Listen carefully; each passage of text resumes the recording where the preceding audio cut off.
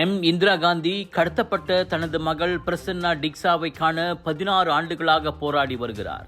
ஆனால் அவருக்கு இன்னும் நீதி கிடைக்காதது குறித்து அவரது ஆதரவு குழு கடும் அதிருப்தி தெரிவித்துள்ளது. போலீசும் மலேசிய மனிதநேய உரிமை ஆணையமுமான சுஹாகமும் தங்கள் கடமையை அலட்சியமாக கைவிட்டுள்ளதாக இந்திரா காந்தி நடவடிக்கை குழு அல்லது இந்திரா காந்தி ஆக்ஷன் டீம் இங்யாட் தலைவர் அருண் துரைசாமி குற்றம் சாட்டினார். தாயுடன் மகளை சேர்த்து வைக்க 2018ஆம் ஆண்டில் வெளியிடப்பட்ட கூட்டரசு நீதிமன்ற உத்தரவை நிறைவேற்றுவதில் எந்த முன்னேற்றமும் இல்லை.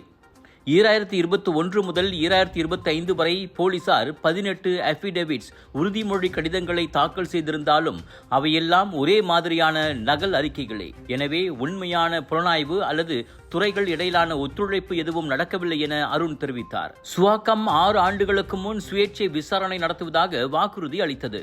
ஆனால் இதுவரை எந்த அறிக்கையும் வெளியிடவில்லை என்பதும் ஏற்க முடியாதது என்றார் அவர்.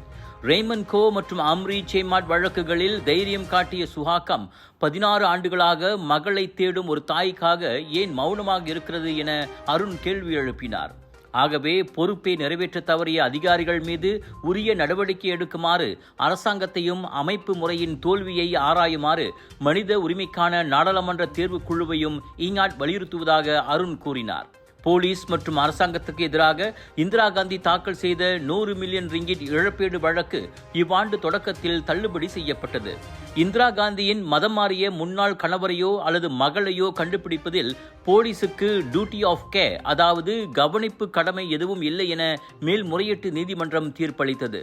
இது இன்னும் மலேசியாவின் நீண்டகால குழந்தை கடத்தல் வழக்குகளில் ஒன்றாக நீடிக்கிறது.